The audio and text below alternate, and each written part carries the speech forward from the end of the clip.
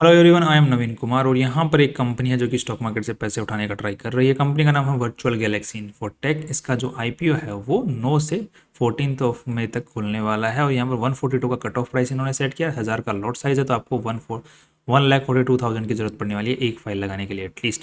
यहाँ पर company 93 crore rupees उठा रही है और खुद की जो वैल्यू लगा रही है that is around 353 crore rupees. So अच्छे खासे पैसे वैल्यू लगा के ठीक ठाक पैसे यहाँ पर उठाने की कोशिश की जा रही है। कंपनी के जो प्रमोटर्स उनके पास में 88% मालिकाना हक था कंपनी में आईपीओ से पहले, और आईपीओ के बाद में 65-67% के आसपास में रह जाने वाला है।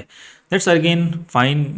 जिस जितनी वैल्यू कंपनी की लगाई गई उस हिसाब से जो मालिक लोग हैं उनके पास में अच्छा खासा मालिकाना हक रहने वाला है। कंपनी करती क्या है? So company IT services provide करती है। जैसे जो सॉफ्टवेयर्स होते हैं उनको बनाना, सॉफ्टवेयर बना के एक प्लेटफॉर्म जो होता है वो प्रोवाइड करना, और साथ में वो जो प्लेटफॉर्म प्रोवाइड करती है उसको मेंटेन रखना, और साथ में ही जो डेटा होता है उसके लिए डेटा सेंटर्स भी कस्टमर्स को प्रोवाइड करना। किस तरीके से एक पूरी कंपनी काम करती है उसके आगे चलते हुए एनालिसिस में बात करते हैं। नेक्स्ट कंपनी यहाँ पे अच्छे जो पैसे उठा रही है उनको किस काम में लेने वाली है उसकी भी आगे चर्चा करते हैं। कंपनी का जो आईपीओ लेके आ रहे हैं स्मार्ट होराइजन कैपिटल एडवाइजर्स, इनके जो आईपीओ पहले में जो पास्ट परफॉर्मेंसेज रही हैं वो नॉर्मल रही हैं, ना कुछ ज़्यादा बहुत अच्छी रही हैं ना ज़्यादा बेकार रही हैं। So it's kind of middle ground में रह रही हैं। अब देख लेते हैं कंपनी किस तरीके से आगे जो पैसे उठा रही है उनका क्या करने वाली है। तो 34 करोड़ रुपए से कंपनी वाली कि हम एक नई फैसिलिटी स्टार्ट कर रहे हैं, वहाँ पर पैसों को स्टार्ट मतलब लगाने वाले हैं। साथ में ही जो इनके ऊपर लोन है उसको चुकाना 3 करोड़ रुपए से, और बाद में जो जीपीयू सर्वर्स, क्योंकि जो आईटी सर्विसेज जो कंपनियां प्रोवाइड करती हैं उनको क्लाइंट्स को उनका डेटा को स्टोर रखना पड़ता है, तो उसके लिए डेटा सेंटर्स की जरूरत पड़ती है। तो खुद के डेटा सेंटर्स जो हैं वो इन्वेस्टमेंट करना चाहती है उनके अंदर में। अब नेक्स्ट अब देख लेते हैं कंपनी बाकी 18-19 करोड़ रुपए जो है वो कंपनी जो एग्जिस्टिंग फैसिलिटीज़ हैं उनको और अपग्रेड करना चाहती है, या फिर जो क्योंकि सॉफ्टवेयर सर्विसेज प्रोवाइड करती है, प्लेटफॉर्म सर्विसेज प्रोवाइड करती है, तो इनको आईटी जो सर्विसेज होती हैं जो कि सॉफ्टवेयर हो गया, हार्डवेयर्स हो गए, कंप्यूटर्स हो गए, लैपटॉप्स हो गए, और जो मैन पावर होती है जो सॉफ्टवेयर इंजीनियर्स वगैरह, उनमें सबसे ज़्यादा खर्चा होता है। तो वहाँ पर कंपनी सबसे ज़्यादा खर्चा यहाँ पर करने वाली है। साथ में ही कंपनी अपना प्रचार प्रसार में भी अच्छा खासा खर्च करना चाहती है। अब कंपनी को जो आज के दिन चला रहे हैं, जो करता धरता है, उनका नाम है अविनाश नारायण राव शिंदे, एंड दूसरे हैं सचिन पुरुषोत्तम पांडे। तो ये कंपनी के मेन करता धरता हैं जो कि शुरुआत से इस कंपनी को चला रहे हैं जब इस पर्टिकुलर बिजनेस के अंदर में।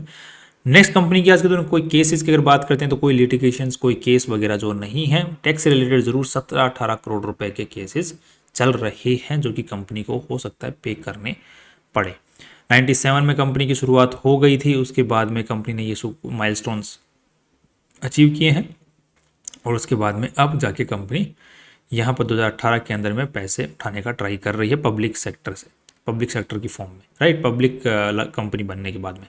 कंपनी के जो मेन कथादर्ता हैं जो कि कंपनी में जिनका कंट्रोल है उनका नाम है सचिन पुरुषोत्तम पांडे। उनके बारे में ये इन्फॉर्मेशन आप लोग यहाँ पर पढ़ सकते हैं। कंपनी सिर्फ इसी जो पुरुषोत्तम पांडे जी हैं ये केवल इसी कंपनी में डायरेक्टर नहीं है, और भी कंपनियों में डायरेक्टर हैं, वो भी इसी की जो दूसरी कंपनीज हैं उनके अंदर में डायरेक्टर रहे हुए हैं, या फिर इससे सिमिलर जो कंपनियां उनमें डायरेक्टर हैं। शिंदे जी के बारे में आप जो पांडे और शिंदे जी हैं उनके बारे में आप और इन्फॉर्मेशन यहाँ पर पढ़ सकते हैं। साथ में ही पांडे जी जो हैं वो आज के दिन 10 लाख रुपए महीना सैलरी लेते हैं कंपनी से, लोग जो कि बनती है 1.2 करोड़ सालाना, जो कि जिस सेगमेंट में कंपनी काम कर रही है, जिस वैल्यू पे कंपनी काम कर रही है उसके हिसाब से अच्छी है, not a big deal. Next यहाँ पर कंपनी की जो प्रॉपर्टीज़ हैं वो सारी की सारी लीज पर हैं यहाँ पर। एंड नेक्स्ट अगर देखते हैं तो यहाँ पर कंपनी जो लोगोज यूज़ करती है जो कि अब जो इनके बिजनेस के अंदर में यूज़ होते हैं वो लोगोज, वो ट्रेडमार्क्स जो है वो रजिस्टर्ड करवा रखे हैं ठीक ठाक। नेक्स्ट यहाँ पर कंपनी का जो रेवेन्यू आ रहा है वो टॉप 20 कस्टमर से ही मैक्सिमम आ जा रहा है। बाकी जो पुराने सालों के मुकाबले जो dependency on the top 20 customers is increasing, that's kind of negative, but still जो कस्टमर्स जो टॉप के हैं वो कंपनी पे और ज़्यादा भरोसा कर रहे हैं और कंपनी को और ज़्यादा काम दे रहे हैं। That's again very good. So overall देखा जाए तो कंपनी के अंदर में आज के दिन 329 एम्प्लॉयज़ काम कर रहे हैं, मेनली सपोर्ट डिपार्टमेंट में कंपनी के ज़्यादा एम्प्लॉयज़ काम कर रहे हैं।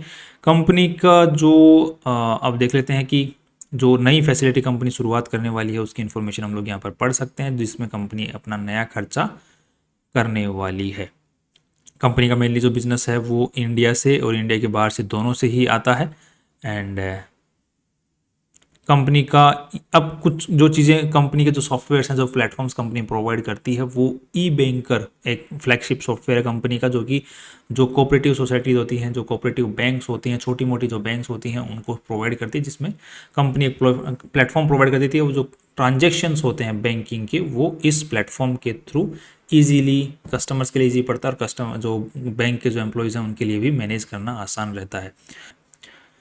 ये भी सॉफ्टवेयर्स ही हैं। अगेन एग्री कमोडिटी जो e trading platforms, agri commodities किस तरीके से पूरा प्लेटफॉर्म चलेगा, कैसे बिडिंग होगी, कैसे फाइनल डिस्पैचमेंट होगा, उससे रिलेटेड जो सॉफ्टवेयर्स हैं वो प्रोवाइड करते हैं। सो प्लेटफॉर्म से मेनली अगर बात देखी जाए तो अलग अलग जो डिपार्टमेंट्स होते हैं, अलग अलग जो सेक्टर्स होते हैं, सेगमेंट्स होते हैं, उनमें किस तरीके से पूरे डेटा को ऑनलाइन जो है मैनेज किया जा सके, पूरे प्रोसेस को ऑनलाइन मैनेज किया जा सके, उसके प्लेटफॉर्म्स प्रोवाइड करती है, उनको मेंटेन करती है डेटा सेंटर, जैसे हमने शुरुआत में बात किया, राइट। उनके आप इन्फॉर्मेशन जैसे आप लोग पढ़ सकते हैं यहाँ पर। नेक्स्ट कंपनी की जो मेनली रेवेन्यू आ रहा है वो इंडिया से ही आ रहा है। आज के दिन अगर देखा जाए तो कंपनी का सबसे ज़्यादा जो सेगमेंट जिससे आ रहा है पैसा, जो कि BFSI सेक्टर है, ये बैंकिंग वाला, उसी से आ रहा है। बैंकिंग जो ई बैंकिंग वाला जो सॉफ्टवेयर जिसकी मैंने बात किया था, जो इनका फ्लैगशिप सॉफ्टवेयर है, वहीं से मेनली इनका रेवेन्यू आ रहा है। बाकी सॉफ्टवेयर्स जो है वहाँ से कुछ ज़्यादा खास रेवेन्यू नहीं आ रहा है। दूसरा कंपनी हार्डवेयर बेच के भी का रेवेन्यू जनरेट करती है, बट वहाँ से भी कुछ ज़्यादा खास रेवेन्यू नहीं आ रहा है, राइट। तो सॉफ्टवेयर्स और बाद में सास रेवेन्यू यहाँ पर देखने को मिल रहा है। नेक्स्ट अब देख लेते हैं कंपनी का जो बैलेंस शीट है, वहाँ पर क्या हालत है कंपनी की। तो टोटल पैसा है 146 करोड़ रुपीज़ इस कंपनी में लगे हुए हैं, जिसमें से इन्वेस्टर्स का जो पैसा है वो 86 करोड़ रुपीज़ लगे हुए हैं। बाकी सारा का सारा पैसा कंपनी में उधारी का है। और ये पैसा कहाँ पर लगा हुआ है, तो प्रॉपर्टी प्लांट एंड इक्विपमेंट के अंदर में लगभग यहाँ पर कितना पूरा पैसा यहीं पर लगा हुआ है, 109 करोड़ रुपए तो इसी में लगा हुआ है, ये प्रॉपर्टी प्लांट एंड इक्विपमेंट के अंदर में ही, जिसमें से 16 करोड़ रुपए तो ऑलरेडी लगे हुए हैं। इनटेंजिबल एसेट्स जो सॉफ्टवेयर कंपनी सॉफ्टवेयर सेगमेंट में काम करती है, तो सॉफ्टवेयर की वैल्यू जो इनटेंजिबल एसेट्स में होती है 12 करोड़ रुपए वहाँ लगे हुए हैं। और अंडर डेवलपमेंट जो सॉफ्टवेयर वगैरह चल रहे हैं प्लेटफॉर्म्स कंपनी और सेक्टर्स को भी देना चाहती है, वो 17 करोड़ रुपये अंडर डेवलपमेंट है, जिसमें से 60 करोड़ रुपए कैपिटल इन प्रोग्रेस भी चल रही है।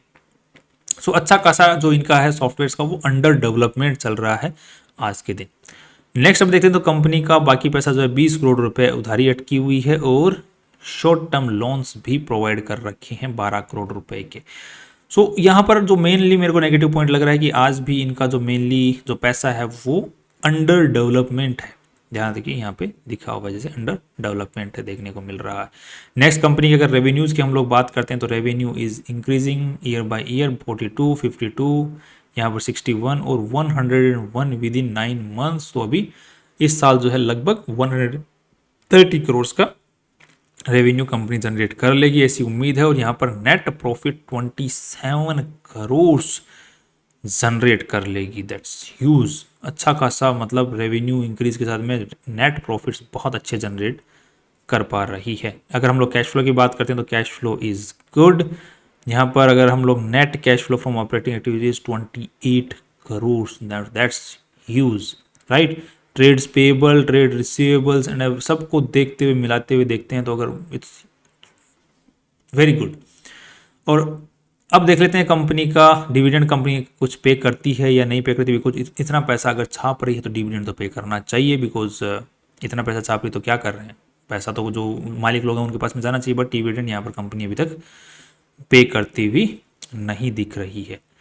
नेक्स्ट अब देख लेते हैं कि कंपनी की जो वैल्यू है वो किस हिसाब से कंपनी की जो वैल्यू लगाई गई है उसके हिसाब से सही बैठ रही है या नहीं बैठ रही है। तो यहाँ पर 353 करोड़ की वैल्यू लगाई गई है, और इस साल जो है कंपनी आई थिंक जो पैसा कमाने वाली है दैट इज़ अराउंड कितना 27 करोड़ तो भी कमा रही है। तो 35 करोड़ के आसपास में कंपनी जो है इस साल जनरेट कर लेगी। हम मोटा मोटा मान के चलें इतना तो कर ही लेगी 37। तो जिस हिसाब से कंपनी का जो पीई रेशियो निकल के आता है दैट इज़ ग्रेट।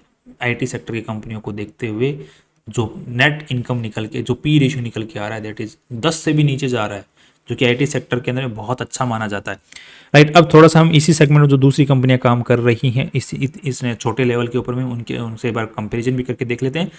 तो यहाँ पर ये कंपनी का 58 का है, इस कंपनी का 85 का है, और इस कंपनी का 18 का है, राइट। तो कमाई के हिसाब से अगर देखा जाए तो this company is like I mean great, right. और ये डेटा शायद आई थिंक लैक्स में है, सो या it's 27-35 crore and I think it is great, right. तो 10 से भी नीचे का पी रेशियो रह जाना, जो कि हमने प्रोजेक्शन वाइज देखा है इसी साल का पास डेटा को देखते हुए, so I think this value is deserving, right.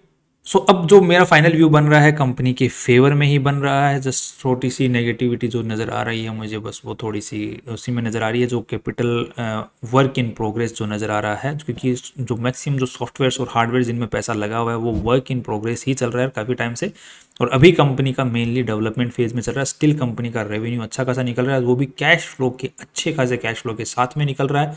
So I am hopeful कि अच्छी वैल्यू यहाँ पर लगाने की कोशिश की गई है, और यहाँ पर एक बार हम लोग इतनी वैल्यू जब अच्छी मिल रही होती है तो कंपनी का जो जीएमपी रेशियो होता है वो भी काफ़ी अच्छा सुधरा हुआ होना चाहिए, बट यहाँ पर जीएमपी रेशियो अभी तक नहीं आया, बिकॉज कंपनी की जो इन्फॉर्मेशन है आईपीओ से रिलेटेड वो भी आई है।